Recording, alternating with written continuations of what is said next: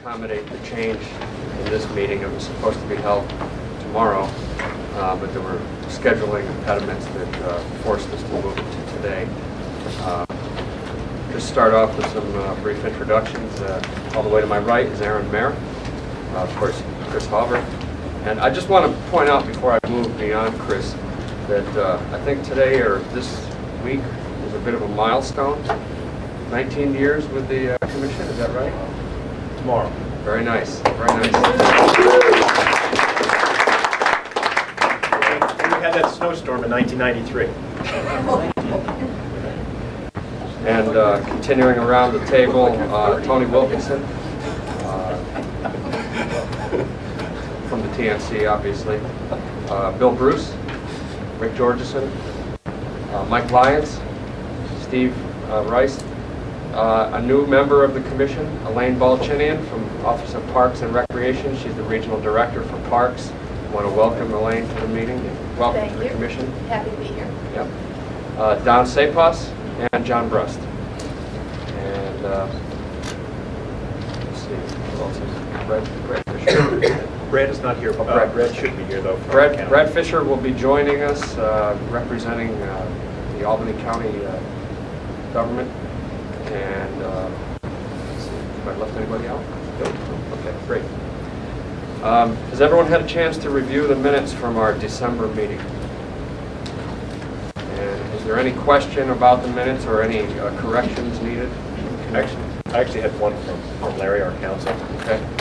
At the bottom of the very first page, under technical committee, in the second sentence, or first sentence, second line, it says, the committee's actions in the past quarter, based on the bylaws, the technical committee, all committees, they don't take action, they make recommendations.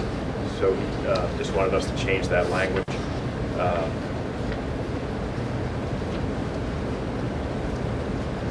Okay. Are there any other changes or corrections needed? Okay, then I'll ask for a motion to accept the minutes. So Second. Okay. All in favor of accepting the minutes from December 14th, please say aye. Aye. Any opposed, say nay. Okay, it's adopted unanimously.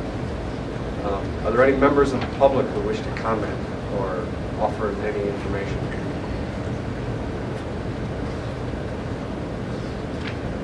Okay, none. I have just a couple of items to report on myself.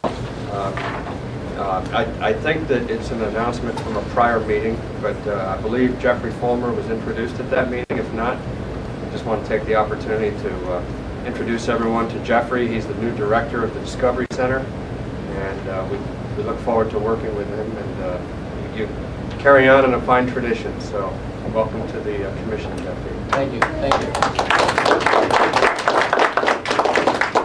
And then I wanted to give a very brief update as to the DEC's efforts to deal with encroachments in the pine bush. It's been an ongoing thing for the last several years.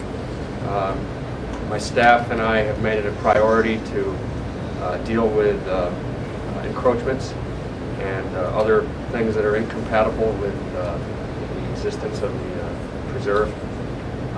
We're at the point now where we're really beginning to wind it down, though. Most of the encroachments have all been dealt with successfully. We started off back in the fall a new campaign of writing letters to the remaining encroachments that we were aware of, recognizing that there may be more in the future. So we'll react to those as they come along. But our writing campaign to deal with the encroachments has gone very well. We reached out to folks who were encroaching initially in a sort of a friendly, soft way, asking for cooperation, assuming that that might work a little better than immediately resorting to an adversarial process, and it did. We have nearly 100% compliance now as a result. We do have a couple of cases, though, that are not moving so well, and one of them, in fact, has resulted in Forest Ranger Karen Glessman having to write some criminal tickets. Those are pending in the Gilderland Town Court. The homeowners are refusing to remove the encroachments. So we're dealing with it as a criminal matter at this point. And then we have one left that we still have yet to deal with that we're going to be taking up in the spring, we think. There's a section of driveway that needs to be removed, and we're going to try to work with the homeowner to resolve that cooperatively again. So that's the update that I've got for dealing with Pine Bush encroachments. Gene? Yeah, what is the encroachment that they're refusing to move? I'll tell you what they are. There's a shed, a personal shed. There's a wood pile. There's some other debris that they've stored, and then some miscellaneous items. So they will. It's not like a structure that is hard to move. Yeah, it's not like a pool or something. They're just like digging that. in. They're digging in their heels. Right. Yep. That's a poor decision. Okay. Yeah, it's not going to go their way.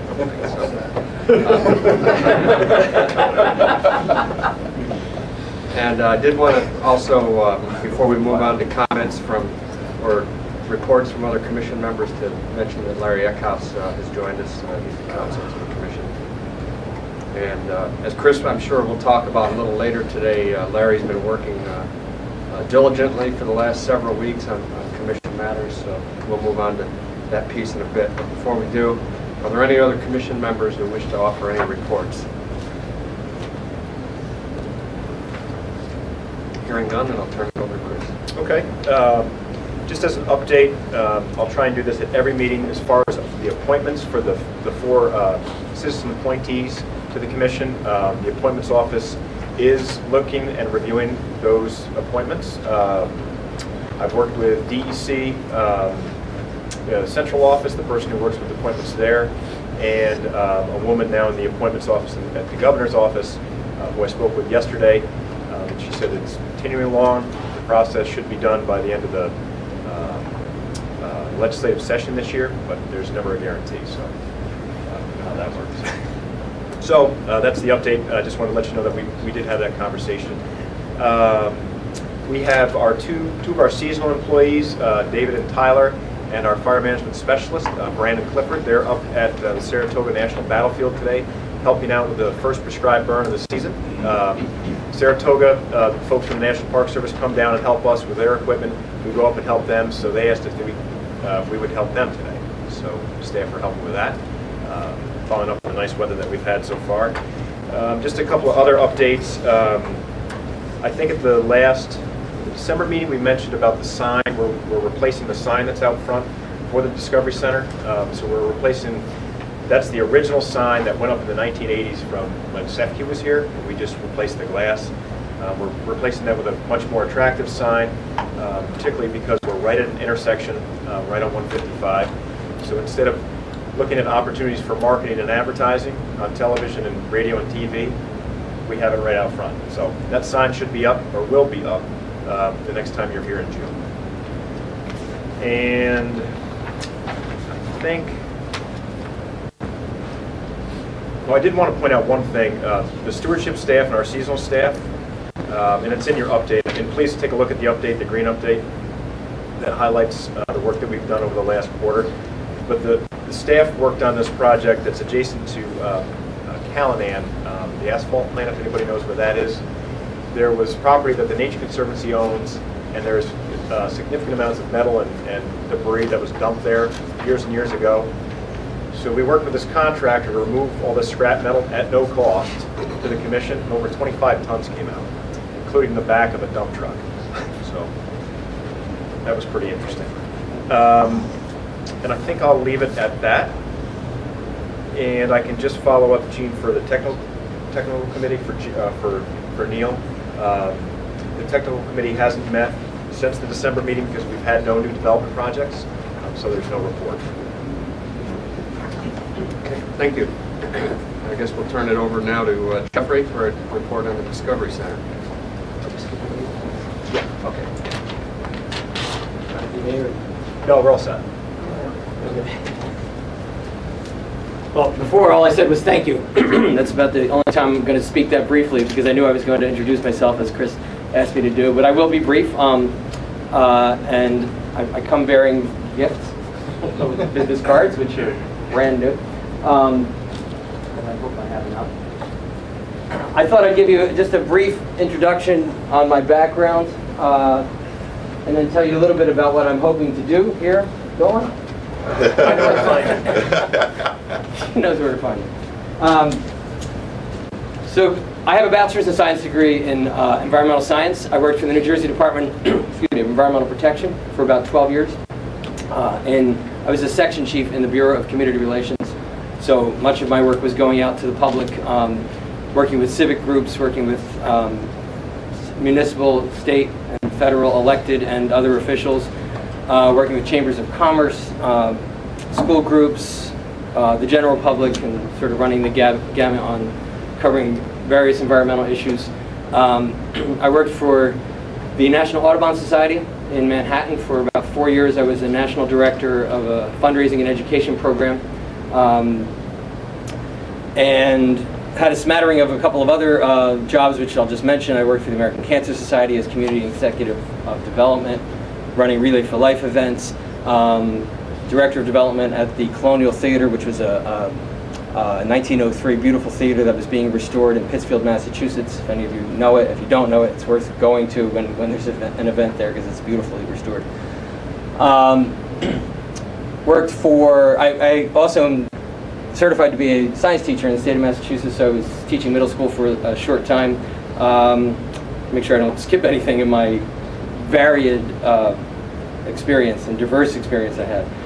And of course, probably most important, because it's most recent and somewhat germane to running the Discovery Center, I was executive director of a place in Lenox, Massachusetts called Venford Hall Mansion and Gilded Age Museum, which was sort of the exact opposite of the Discovery Center, in that this building was in severe disrepair and being beautifully restored, but the kinds of problems I faced there on a daily basis were plaster ceilings falling down and a lot of wildlife like we have here, but they were all indoors, so in the middle of the night. So one of the things I told Chris, if I could handle managing that building, which also had some advanced technology in our heating system, things we were doing and so forth, but that I can certainly handle a state-of-the-art facility that's being well run and things that Mike did as I watched the video from the last meeting, and you all acknowledged Mike's tremendous job that he had done in getting this place up and running. So we're going to talk about in a second where I'd like to go with that, make sure I covered the background. Oh, and also, since I was a kid, I've had a love of nature and known that I wanted to work in the environmental field. And a lot of that was based on my going out to the New Jersey Pine Barrens with my dad, camping and fishing, and sort of really began to instill a love of nature that I still have today. And certainly there are a lot of parallels in the Albany Pine Bush and the New Jersey Pine Barrens. My plans for the future, again, I think short term, I took this job for a number of reasons, but part of that was that things are being so well run here, and I was very impressed with the facility, actually blown away by the facility and the fact that it's free. And Chris has obviously done an amazing job. Mike did a great job. It seems like a fantastic team of people to work with. I appreciate all your efforts as volunteers or appointees in running the commission. Long term, I think there's huge potential here for growth on a number of levels. Increased revenue, obviously increased visitorship. We want to be very careful how we do that. My goal would be to bring most of the people into the Discovery Center, a few of them, or many of them, out onto the Discovery Trail, a few more out onto the Blue Trail, and we definitely want some of them to go out on the 18 miles of trails here, but we don't want to, my goal is not to overwhelm the Albany Pine Bush with thousands of people on a daily basis. However, I do think my view of the Albany Pine Bush and the Discovery Center is that we all know that it's globally rare. I think that we have this tremendous treasure here that is not, that warrants not just focusing on the capital region, but I think that we should be known somewhat in a wider region as well. I mean, I definitely think this is worth a trip from Boston. Maybe you pair it up with something else that you do in Albany, but we are a very special place, and you're not going to find another inland global an inland pinelands ecosystem like this, Pine Barrens ecosystem, with the access that we have, the recreational opportunities, the educational opportunities, and an amazing facility like the Discovery Center. So I promised I would be brief. The only thing I'll add is on next Tuesday, March 20th, we are having an open house meet and greet, celebrate the first day of spring, so that I can hopefully meet folks who hear about me or any of these opportunities that we're seeking to reach out to the general public. I just like to say it's not about me, it's not because I have an ego, it's because I see it as a PR opportunity, a way to reach out, good photo ops, and get people in here who have never been here before. So please, if you know anyone that would like to come to this free open house, there will be free food. We're not going to have a huge sit-down dinner, but I think it'll be a very nice event. And if they've never been to the Discovery Center, this would be a good opportunity to tell them about it. And I'm not sure if the packets had invites in them. I think we would ask that there be some. But we have this handouts, though. Okay, so somewhere in the room or somewhere out there we have some of those. Thank you. Thanks, Jim. Thank you, Jeffrey. And I will second your statement about this being a jewel of the area. And I think it's a largely, even though the visitorship here is great, I think it's a largely underappreciated jewel. So I think there's an opportunity to expand the visibility even better, I think. So look forward to having you at the helm and working your magic. Next, we'll hear from Lisa Anthony with the financial report. Good morning. Hello, Lisa. I'm going to briefly go over 3 financial reports: the income statement, the balance sheet, and the investment statement. First is the income statement. Under revenue, our dues and contributions are up a little bit for the year. Our government grants and contracts are down a little bit for the year, and this is just due to revised budget and conservative spending for the year. Mitigation fees are right on budget. Investment income is up a little bit. This is our January 31st statement, and this will be trued up at the end of the year. It's usually part of our investment statements on this operating income. Lease revenue is up due to 1 extra month being in there for February. This is as of January 31st. But otherwise, that's right on target. Other revenue is up a little bit because our program revenue is up and our merchandise revenue is up. Under the expense line, personnel and fringe, we have a couple of vacancies this year throughout the year. So we're down a little bit there according to budget. Travel and training is down a little bit. Contractual, this is where we cut based on our funding, and this is where we put a conservative line in if we have to cut. Occupancy, due to our efforts on the Carroll bills and savings and electrical rates, this is down. Supplies and equipment are down a little bit, and other expenses are up, but this is just due to the investment expense, which is actually in that line, which will be on the investment statement at the end of the year on March 31st. Otherwise, that's right on target. That's about $20,000. So that will roll into the investment statement at the end of the year. Are there any questions on that?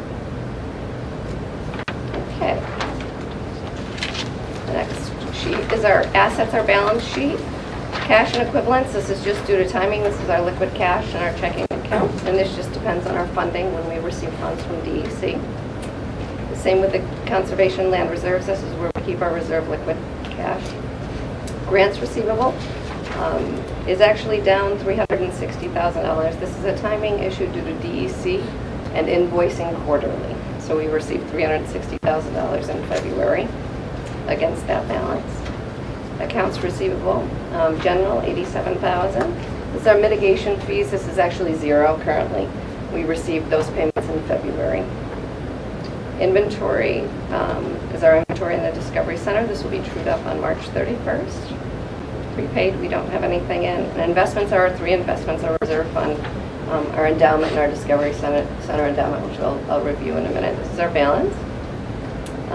Moving down to liabilities, accounts payable and accrued expenses are it's just a timing issue on accounts payable and invoices that are due at the end of the month that we accrue. So it's total liabilities, net assets are unchanged pretty much. And then any questions on the balance sheet? Okay. Moving on to the investment statement. At 13.9%. And our Discovery Center endowment is pretty flat right now. It's running even.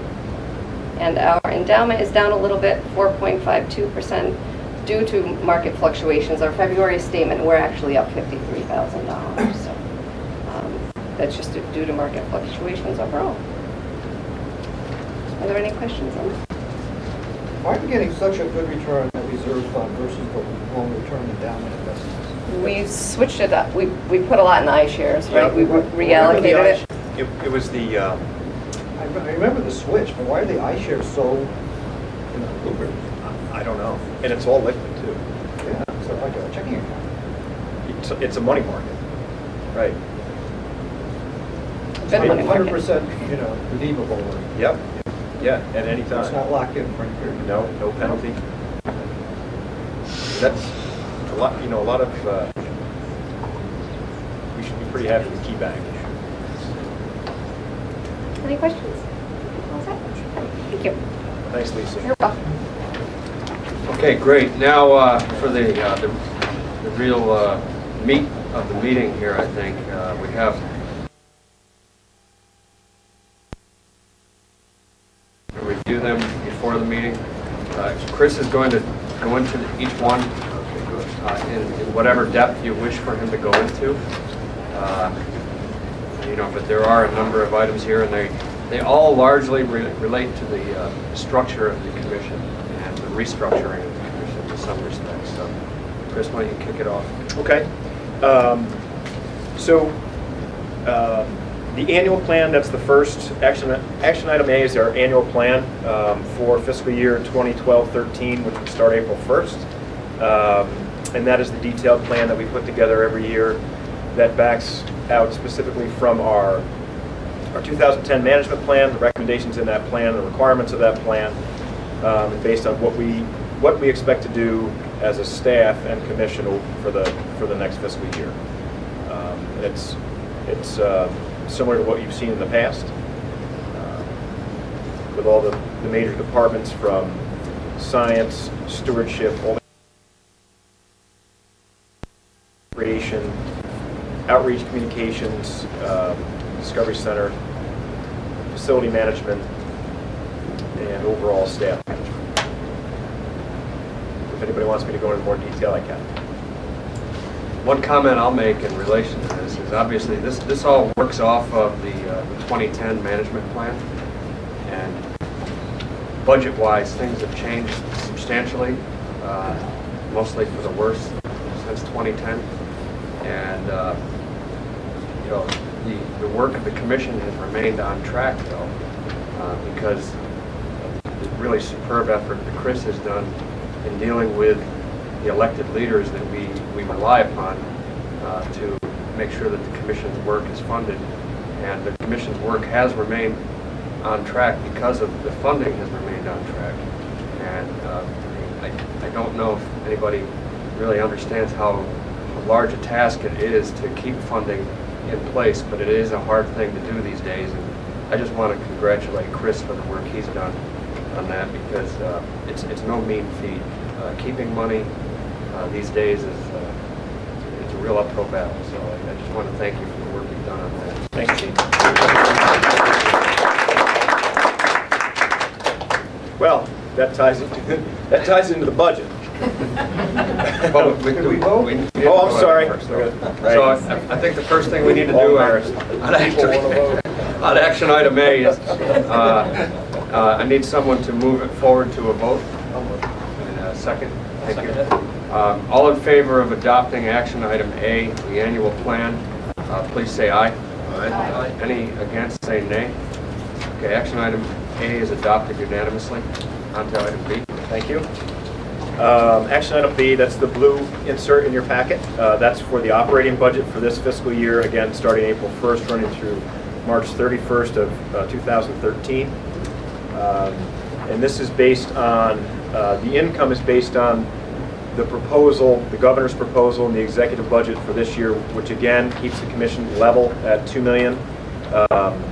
It also includes an increase in the mitigation fees from the landfill as part of that permit. Landfill mitigation fees, tipping fees are rising from $1.50 a ton to $2 a ton in June, so that there's a reflection of that increase in that revenue source. And there's a modest increase in the lease revenue. We have a new lease with the Nature Conservancy as our goes up on an annual basis. This went up a little more based on the actual market of leased properties. That's something we negotiated back in June. People interested in going into more detail, I can go into some of the expenses. You see there's an increase on some of the expense side. I'll go over it briefly for you. If you have questions, let me know. You'll see the salaries and benefits line has increased. That's based on now we have a Discovery Center director on board. You just met Jeff Fulmer. That position was a contracted position. That now is a full-time position, and that includes obviously the salary and the benefits. There is also a new conservation biologist. That person will be starting full-time in May. The position that position has been vacant for roughly 4 or 5 months. The person who was in that position previously left us to go pursue his PhD. So there's that. And then there's also 2 increases. There's 4% for merit increase and 4% for step increases in the budget, depending on the determination of the governor.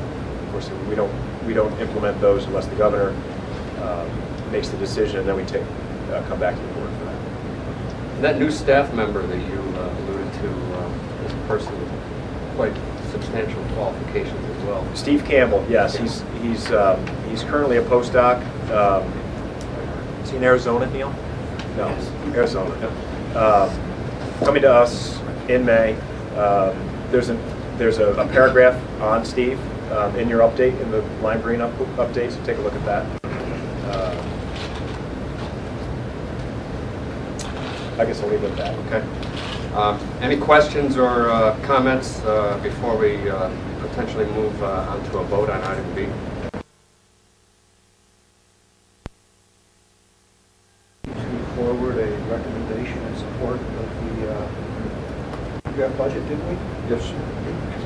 Yep.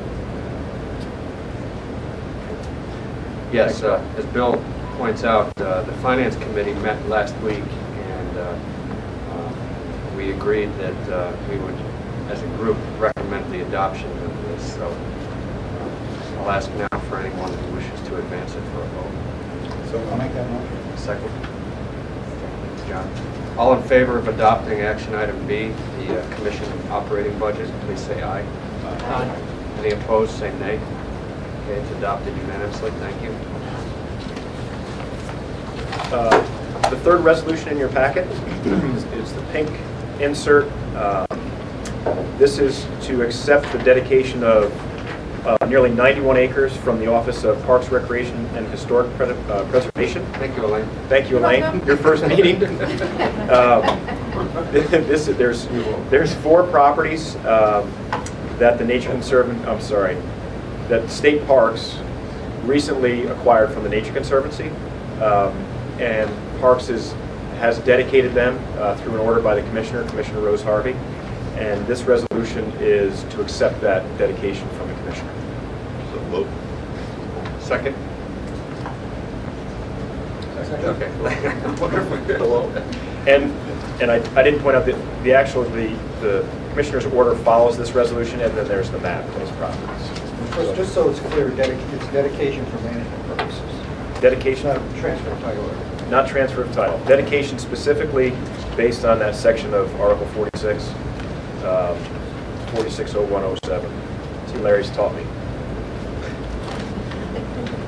And the map at the back of this shows where these lands are if you're interested in looking.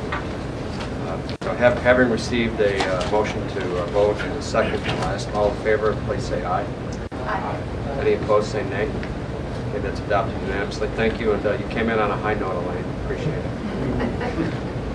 Sorry it took so long. It's okay. Action item D is the yellow insert in your packet. This is to establish both the audit and governance committees and to appoint the members of those committees. Both the audit and governance committees are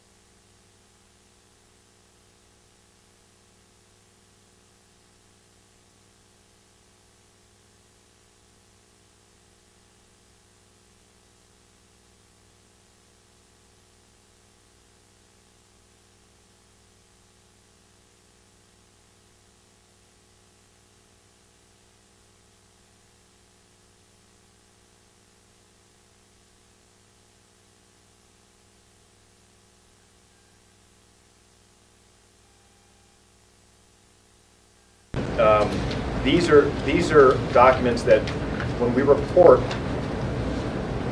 report through the online reporting system, we have to say yes whether or not these documents exist, and we have to upload them to the site. So the mission statement and performance measures.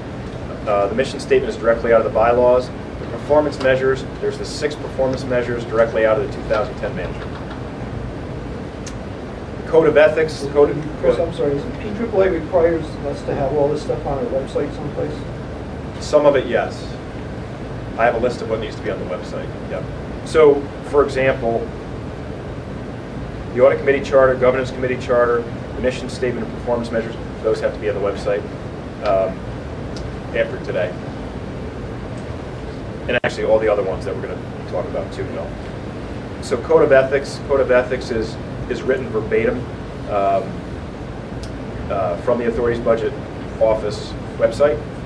They give you a template to use. It's very straightforward. It's a typical code of ethics if you're familiar with them, if you worked on other boards. The personnel and compensation policies. The personnel and compensation policies are written directly, taken from our bylaws and our policies and procedures manual for employees. No changes to that. And then the purchasing and procurement guidelines, and I should say that all these documents I've worked on with Larry as counsel and with Gene. And the purchasing and procurement guidelines are, they're not written verbatim from anything. We looked at other public authorities and what they've used and created our own that are adapted specifically to what we do. Some things are, most of which are very specific to the public authorities law. And as I've been asked before, how does this change from what we do now? It doesn't. We always have followed procurement requirements of the state, and this just outlines it. So those are the 7 different documents that go along with public authority compliance materials for action item F. If people have questions specifically, I can do my best to answer them.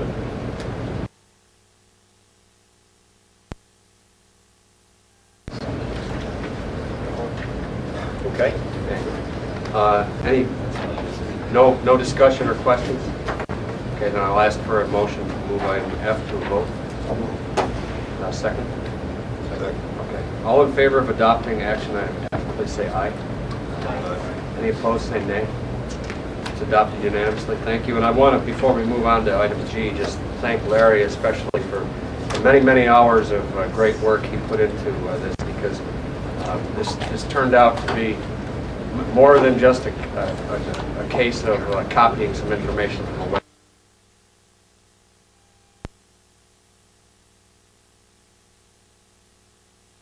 Item G. Item G is a capitalization policy. The capitalization policy is a recommendation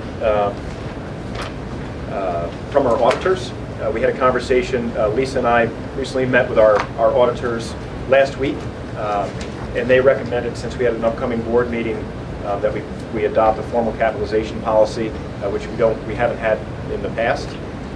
So this outlines that for any assets, any capital assets that have a useful life of 1 or more years, and it's valued at $5,000 or more, and then specifically outlines what capital assets would be in their age span. So computers and equipment at 3 years, vehicles at 10, buildings and major improvements at 30 years.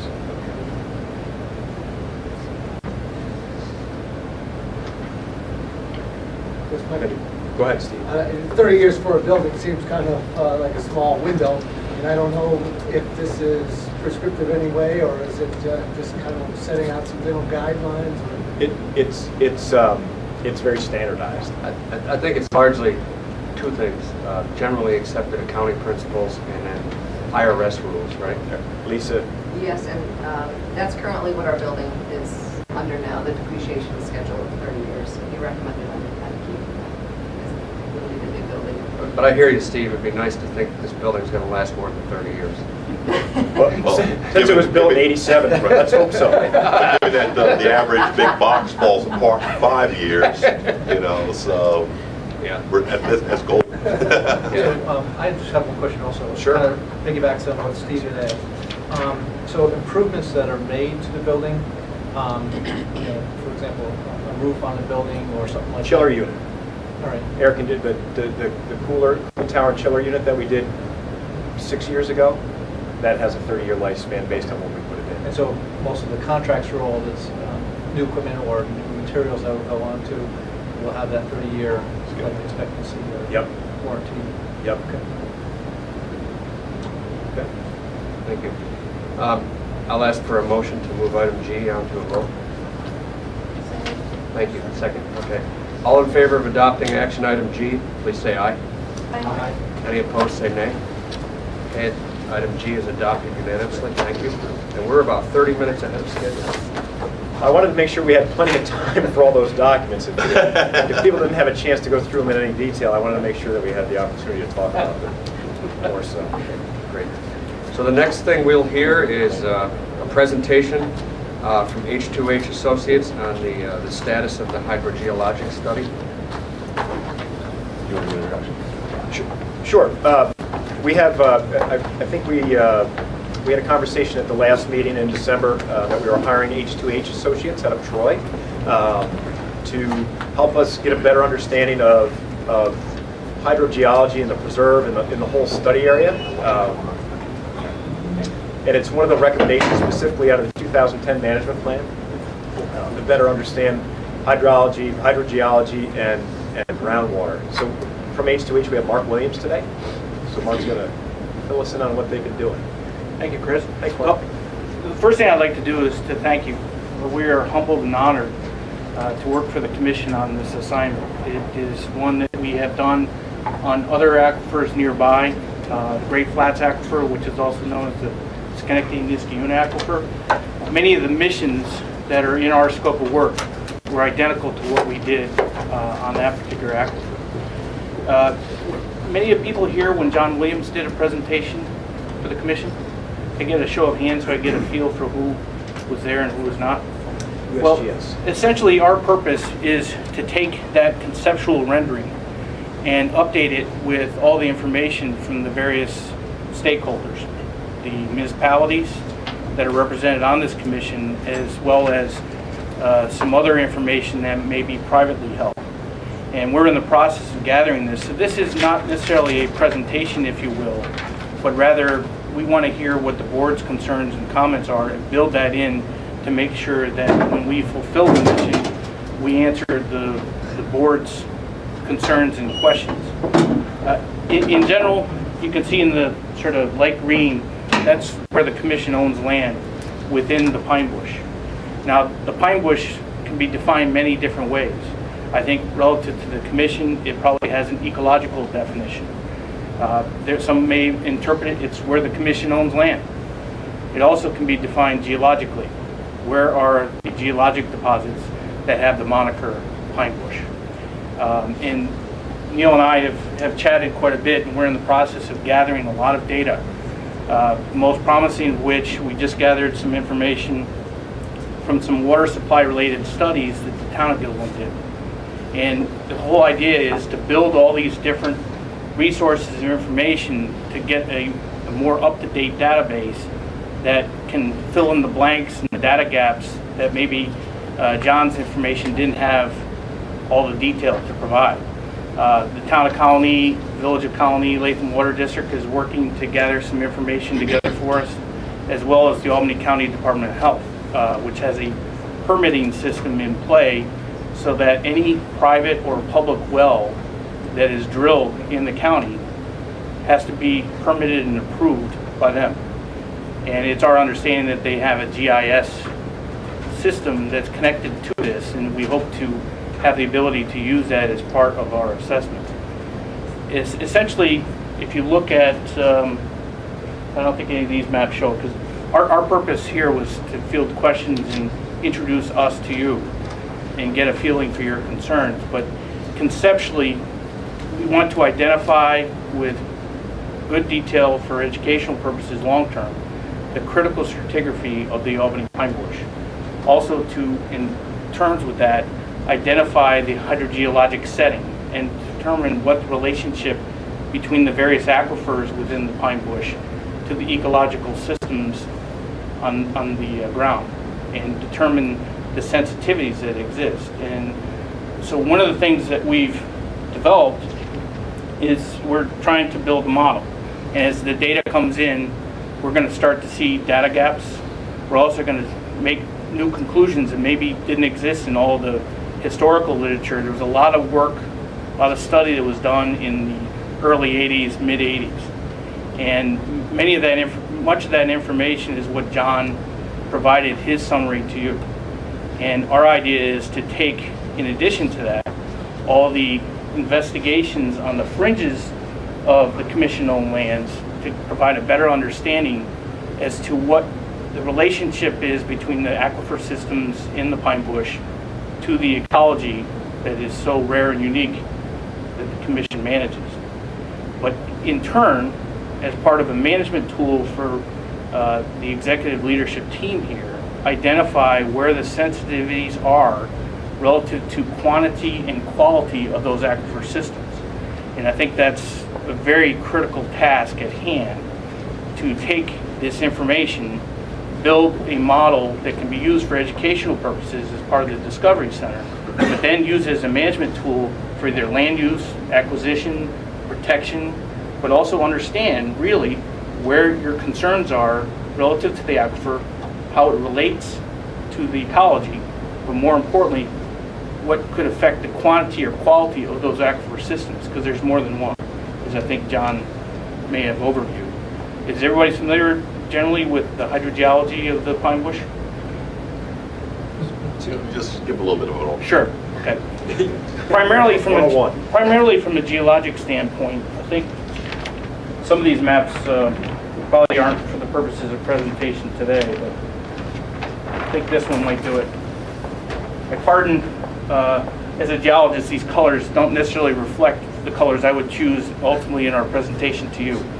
Our GIS person loves the color pink. So Easter's almost for the purposes of this, it really shows quite well from the back audience, right?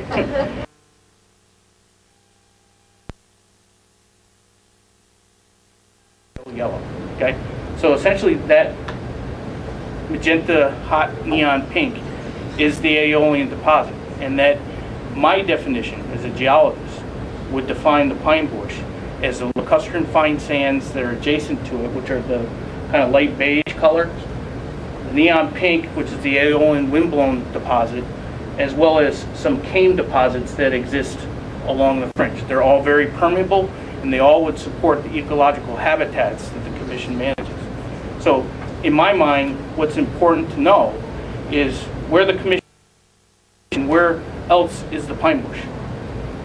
Certainly something that, from a management perspective, many things come into play. And the ecology and the vernal pools and the wetlands and all the unique habitats that exist, and determine the relationship between the geology and the hydrogeologic setting that supports it. Underneath these, essentially, these superficial deposits represent a unconsolidated sand aquifer that is unconfined, meaning that rain comes down, has the ability to go right into this water table. And what our experience with this project in Great Flats was that it's really important as an environmental management tool is to know what could affect the quantity of these systems and what could affect the quality of these systems. And I think we'll see another map that will make you appreciate that. But essentially then you get to the hydrogeology. You've got the upper sand aquifer, and then below it you have a less permeable,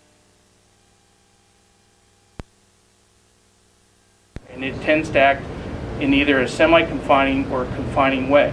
Restricts groundwater from going down or going up. There are many data gaps within this study area.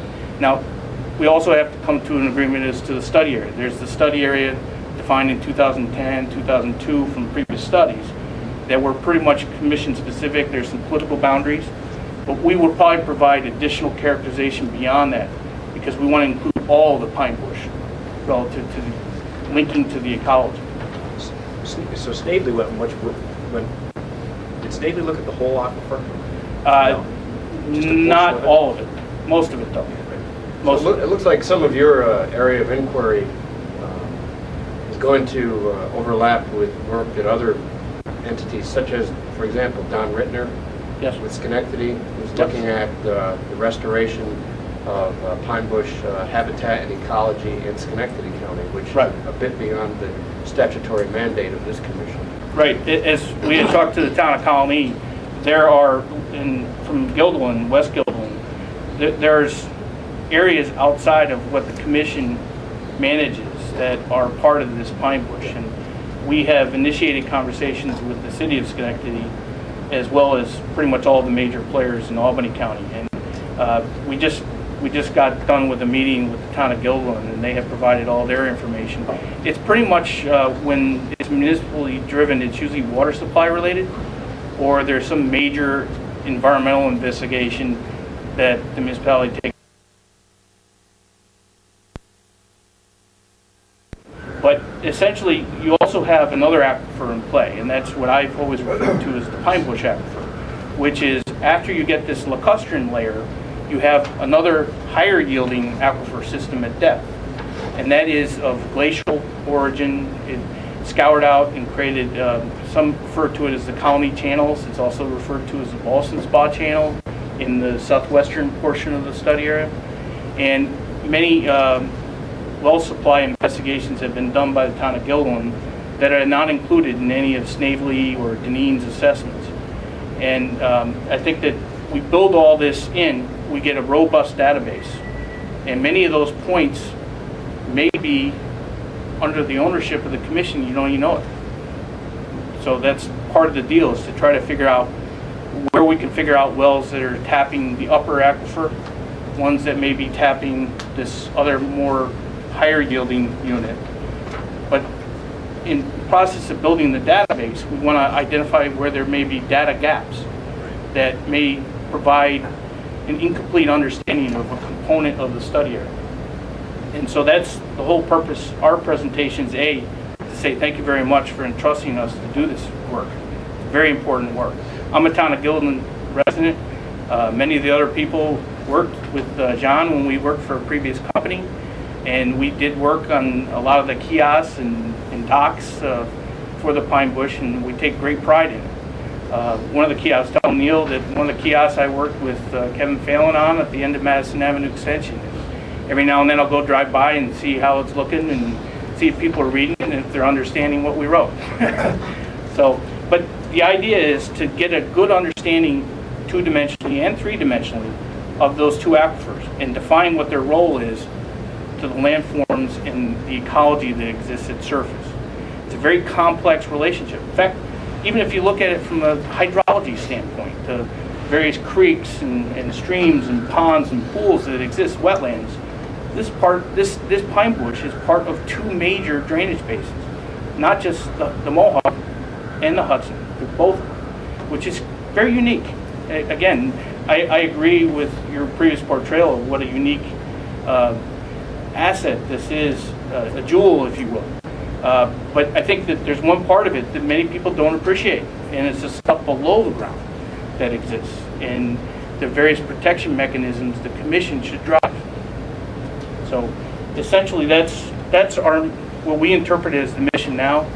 I'd like to have questions directed so that we can mold and modify that mission as it comes. Maybe we revisit periodically as we come to a more formal presentation of our findings. But essentially this is an idea. John, if you could just pass it around to folks so they can see this a little up close.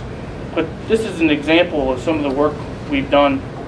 This is essentially sort of driving in some of the quality related issues with the sand aquifer, okay? Because the most susceptible system is that unconsolidated sand system because it has no protections at surface. So if there's a leak, there's a contamination, many of these triangles and little blips represent something in a local, state, or federal database that's identified something that could be construed as a risk to the environment. Many times we do this in support of financial inquiries, phase 1 environmental site assessments, but it's a tremendous tool to get an understanding and appreciation of what sensitivities and risks are out there. Many people will think of the landfill as the bad player, but from a hydrogeologic standpoint, it's only has the potential of affecting a small portion of this aquifer system. There's something that has a greater potential long term that goes right through the entire pine bush. It's called rail. And there are numerous hits along that represent different derailments, different spill events. And one of the things that I enjoyed the most was when we were doing the Article 10 permitting process in the Scotia Glenville Industrial Park, and we did the study of the Great Flats Aquifer because they wanted to use wet cool or water to drive their energy plant. I was involved heavily with their intermunicipal watershed board, and we helped them identify risks to their aquifer systems. And it was eye-opening to them because they thought, gee, Schenectady chemicals, the obvious things, the landfill here, okay? But then there's this three major rail systems that go right through their aquifer, and they didn't even think it was a concern. They had nothing in their environmental management emergency response plan to approach that and how to protect the aquifer. Now they do. And I think that the commission, this is a side benefit as well as land use, land management, land acquisition, long-term plans for the commission, as well as education. Because I think when we first came aboard, education was the primary tool to get people to understand not only the beauty of the ecology and the uniqueness of it, but some of the other things that are just as well to be appreciated. Does anybody have any questions or concerns? What is the name of the upper level sand layer? Does it have a formal name, or you just? Many people have called it different things.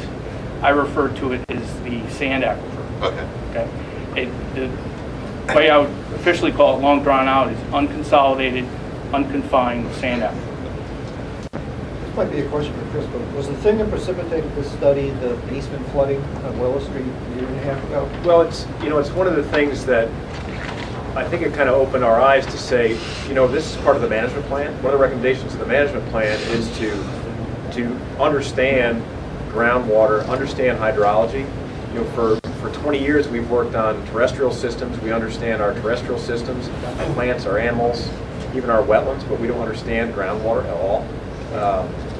So that was kind of the precipice for it. Right. And I think if I recall right, because I sat down with John. I know John Williams of the USGS pretty well, and we're not related, but he's a good man. And his feeling was, after he did the presentation, was abundantly clear how easy the response was to the issue that was brought forward.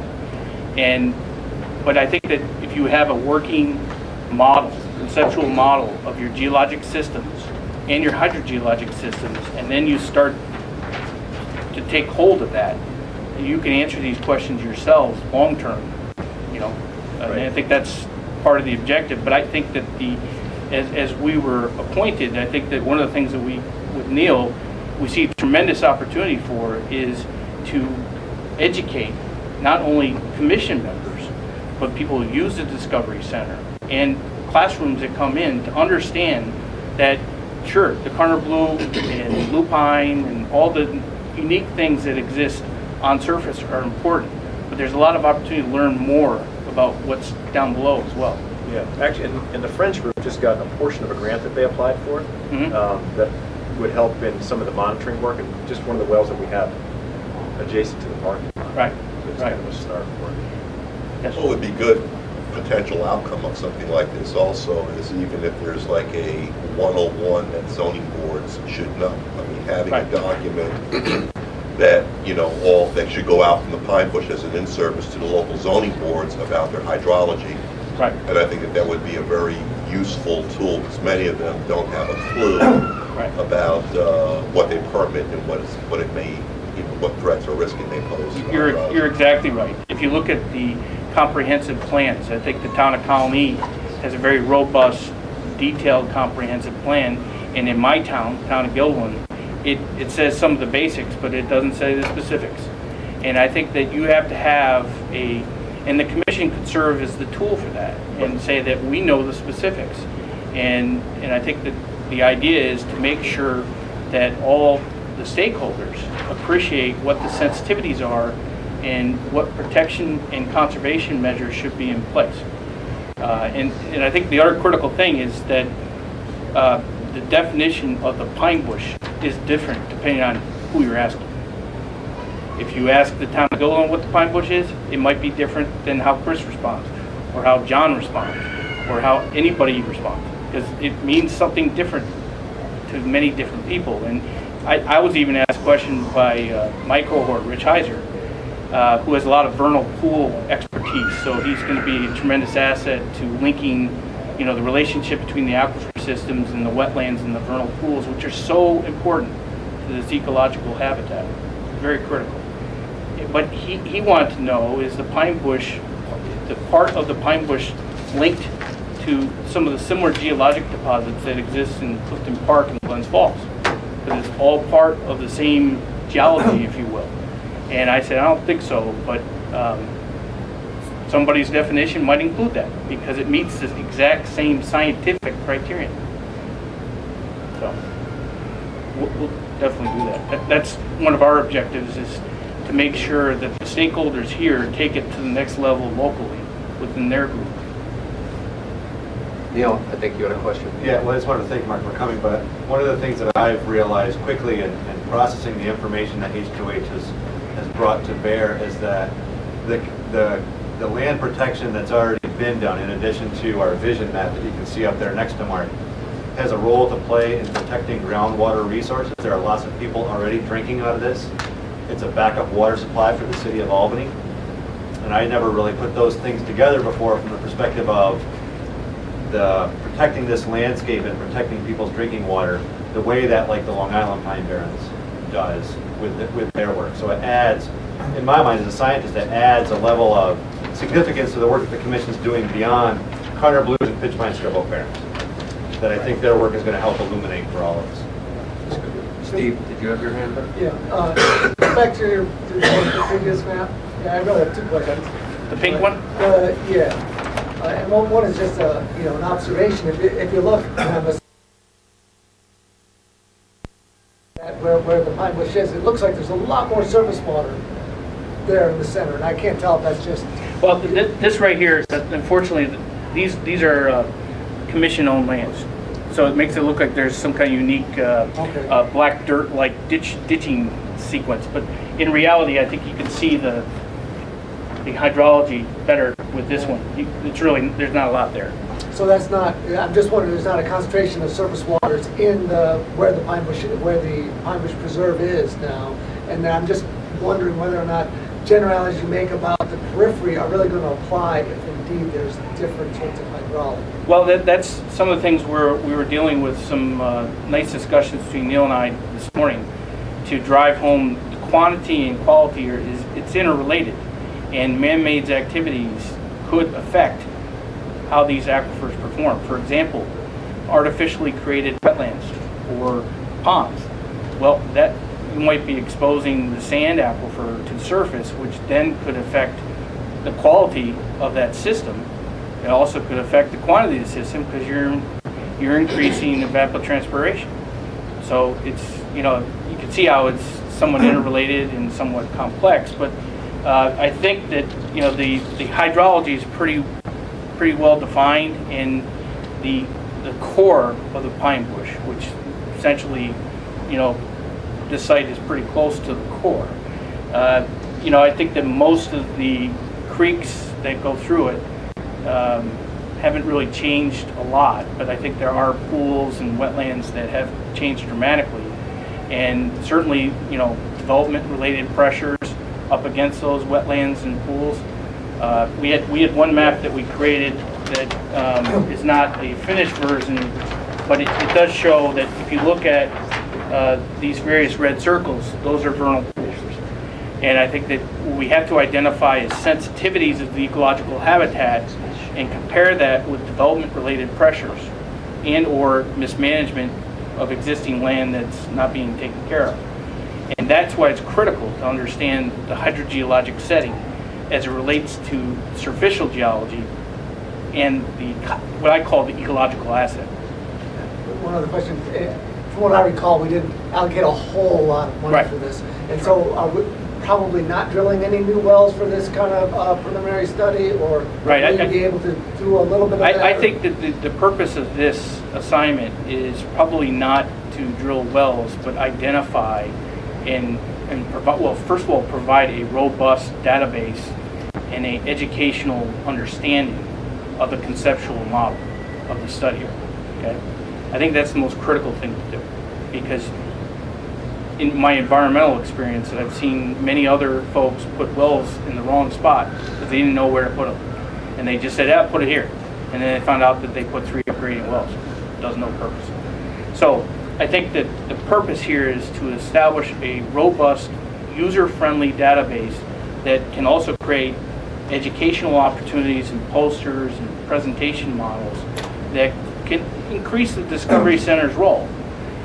But then identify as part of a second-tier objective, identify where there are data gaps, where maybe wells are needed, or where certain wells we could share data from other stakeholders owning, or people saying, "Hey, I got a point. I don't mind a student or a grad student coming here and collecting water levels every quarter or every month, free." They don't care. That's the kind of deal. We can build a working monitoring network of all the sensitive systems, and bedrock groundwater as well. The more you know, the better you can represent the various sensitivities at play. Mike? Yeah, I just had a couple questions. I don't see. Yes. Have you touched base with the Albany County Stormwater Coalition? They represent many of the MS4 and CSOs in Albany County. So you might want to touch base with them, because a lot of the work that they're doing has to do with how development and stormwater runoff are being handled in accordance with the new Clean Water Act regulations. We're in the process of having a more beneficial meeting with varied county personnel. For example, Tom Brady and some of my friends, current folks that do it. Mark White, who's a good friend of mine. He ran pretty much the database for the well permitting program. And so the gentleman who's taken it over is sort of learning on the system. So I'm trying to broker an opportunity where we can use that information, but also bring in the MS4 related knowledge and their concerns to relate to this, because they got it on a county level. So that includes the Pine Bush. Coalition has done is been able to take much of the data from the various municipalities. That's right. Put it together in one consolidated form, so it could save a lot of. Right. And as we talk, there's some fringes that ultimately go into Schenectady County, and the data that we get from there may be limited, but there's not a large portion of what I define as the Pine Bush that's in Schenectady County, but there is some. And I think that, get the bulk of the information, develop a working knowledge base that can help educate now, help develop plans for the future, and help protect long term. And that's really the second thing I'd like to mention is possibly this as a basis, study as a basis. It may open the door for grant money to do monitoring wells in the future through the. I've talked with John about that, because the Water Resources Center in Troy is big into where the USGS is trying to get grants to do various hydrogeologic studies, because they have no money in the federal sector to get it. And so they're trying to get other grant opportunities to help fund it. And we would obviously love to partner with them, but at this point, he said that there was nothing in the immediate future to do it. So we can certainly use that network, and they have a lot of talent in Troy. I mean, there's, loosely applied, there's probably 45 PhD or multi-MS educated geologists and hydrogeologists that exist in the Water Resources Center. It's a tremendous asset that most people don't know exists. Well, and I think the work that you and Neil are moving ahead with will also create numerous opportunities for graduate and undergraduate students who are looking for opportunities for research projects, theses, etc., to participate or advance some of the work that you do.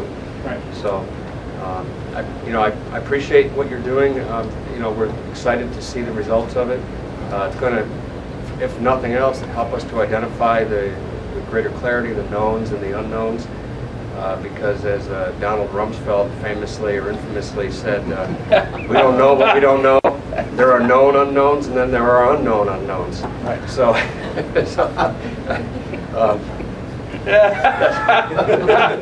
I just love that. Hey, one quick question. The bullseye map, the map legend includes a symbol for manufactured gas plant. Yep. Was there an abandoned site in the study area for a manufactured gas plant? Yeah, keep in mind that we just got this not too long ago, and you'll see that there's many things where it says B. That doesn't mean that there's one site. That means there's multiple sites that make up a B. So there may be 25 sites where it says B. And so there are multiple MGB sites in this radii. We developed this radii based on the search of what my definition is of the pine bush, not where the commission owns land. I couldn't find them on that looking quickly at it. Right, but there are multiple quality-related risks to the sand aquifer. It's not just the big bad landfill. There are multiple, and I think that the whole purpose of this was to appreciate one part of the sensitive risks to these aquifer systems, specifically the sand. I think that the semi-confined, confined pine bush aquifer at depth, I think that some of its concerns may be more quantity related than quality. But still, I think both of them do have an interrelationship with the ecological asset. So, any other questions or comments for Mark? How far back does the data go that you collect? It goes back to the earliest published resource we've used is turn of the century, 1900, 1909. There's a lot of information out there, especially since the sand aquifer has been tapped for many, many years, because it wasn't that you didn't have to do much to dig to it. And in the old days, that's what they did. They dug wells. Now that they can drill for Marcellus shale gas, thousands of feet down. So, the technology is a lot different. But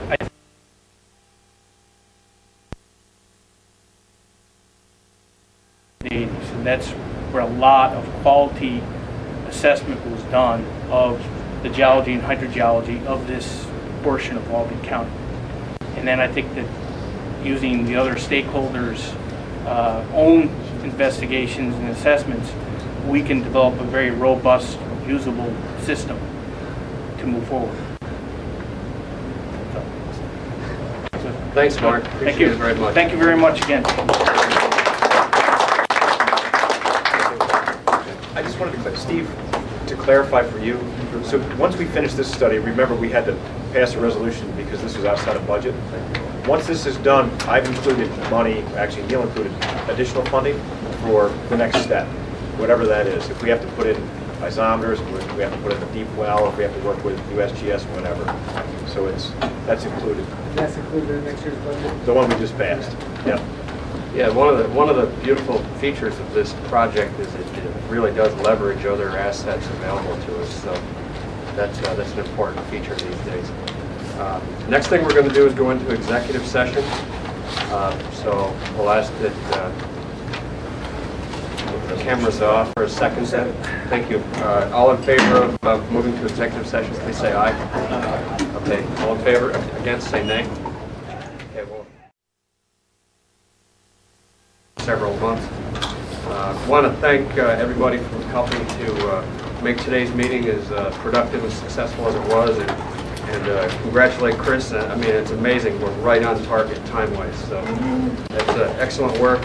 And so I'll entertain a motion to adjourn. So moved. Second it? Okay. All in favor, please say aye. All right. Opposed, say nay. And we're adjourned. Thank you very much. Thanks, Gene, everyone.